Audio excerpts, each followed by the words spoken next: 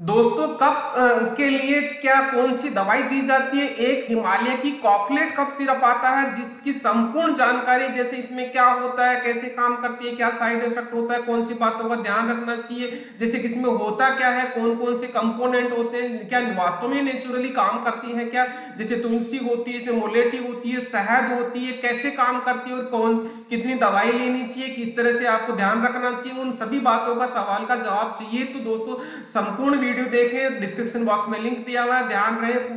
पूरा वीडियो देख के पूरी जानकारी ले, स्वस्थ रहे, हेल्दी रहे।